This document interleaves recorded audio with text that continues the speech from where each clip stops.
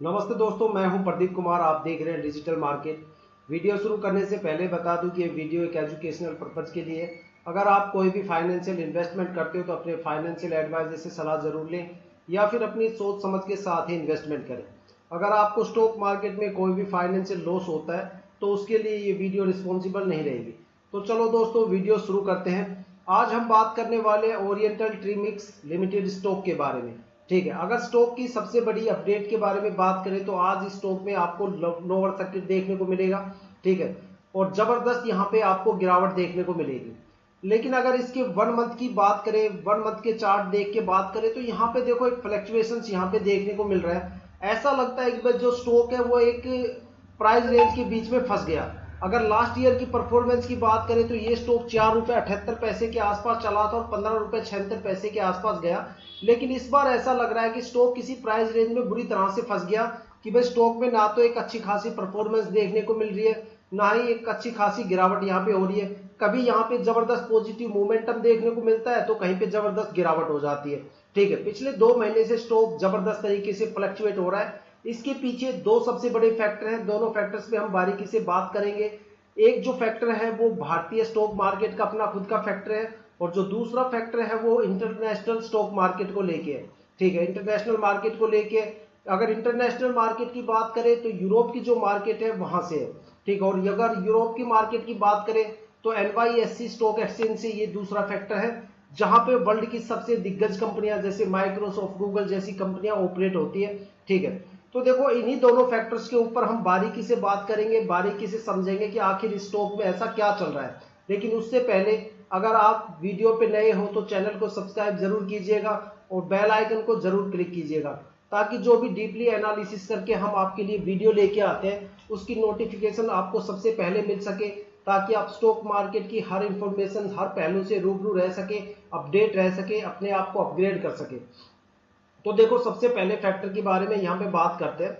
जो सबसे पहला फैक्टर है वो इंडियन स्टॉक मार्केट से है और वो फैक्टर है लिक्विडिटी को लेके। सबसे पहले समझते हैं कि भाई लिक्विडिटी क्या होती है। जो महंगाई दर होती है उसको हम लिक्विडिटी भी बोलते हैं, वॉलेटिलिटी भी बोलते हैं। देखो हर लीप ईयर के अंदर, देखो लीप ईयर भारतीय स्टॉक मार्केट के लिए काफी ज्यादा इंपॉर्टेंट होता है, काफी महत्वपूर्ण मतलब साल होता है, और इस टाइम जो चल रहा है वो एक लीप ईयर चल रहा है। ठीक है, तो ये देखो जो पुराने इन्वेस्टर्स हैं जो 8-10 साल से इन्वेस्ट कर रहे हैं स्टॉक मार्केट में, उनको पता है कि भाई लीप ईयर भारतीय बाजार के लिए क्यों खास है। क्योंकि यहाँ पे लिक्विडिटी को कंट्रोल किया जाता है, महंगाई दर को कंट्रोल किया जाता है, नियंत्रित किया जाता है।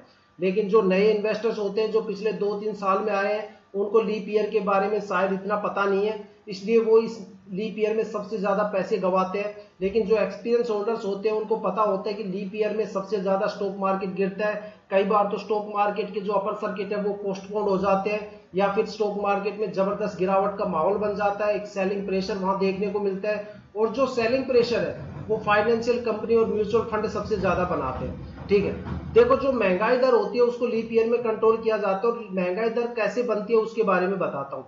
पिछले 2-3 साल से स्टॉक लगातार अच्छी खासी परफॉर्मेंस देते हुए आते हैं। कोई 2 गुना रिटर्न दे रहा है, कोई 3 गुना दे रहा है, कोई 4 गुना दे रहा है, या कोई रॉकेट ही बन जाता है। ठीक है, तो वो लीप ईयर तक आते आते एक महंगाई दर को जन्म दे देते हैं, और महंगाई दर को नियंत्रित करना काफी जरूरी होता है। देखो महंगाई दर का जो प्रिंसिपल है वो स्टॉक मार्केट पे ही एप्लीकेबल नहीं होता, वो नॉर्मल बाजार पे भी एप्लीकेबल होता है। जैसे जहां से आप दाल चावल खरीदते हो, सब्जियां खरीदते हो, फ्रूट वगैरह खरीदते हो, सभी पे एप्लीकेबल होता है। महंगाई दर अगर नियंत्रित नहीं की जाएगी तो जो आम आदमी है उसका जीना मुश्किल हो जाता है, क्योंकि बाजार में महंगाई काफी ज्यादा चरम सीमा पर पहुंच जाती है।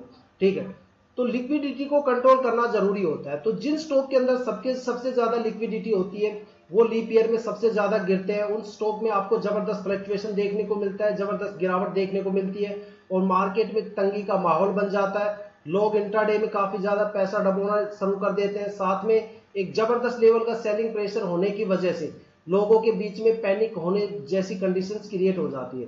ठीक है, अब देखो जिस स्टॉक में सबसे ज्यादा लिक्विडिटी होगी वो स्टॉक उतने ही ज्यादा गिरता है। जिस स्टॉक के अंदर लिक्विडिटी कम है वो एक पॉजिटिव मोमेंटम के साथ चलता है, और जिस स्टॉक के अंदर लिक्विडिटी बिल्कुल भी नहीं है वो स्टॉक रॉकेट बन जाता है। मार्केट में कई ऐसे स्टॉक अभी भी चल रहे हैं जिनके अंदर लिक्विडिटी बिल्कुल भी नहीं है या बहुत ही माइनर सी है, वो स्टॉक अच्छे खासे परफॉर्म कर रहे हैं, जबरदस्त उनमें अपर सर्किट भी लग रहे हैं, लेकिन कुछ स्टॉक ऐसे हैं जिनकी यहाँ पे दब के हालत खराब है, दब के यहाँ इन्वेस्टर्स की पिटाई हो रही है, जिसमें लिक्विडिटी सबसे ज्यादा है।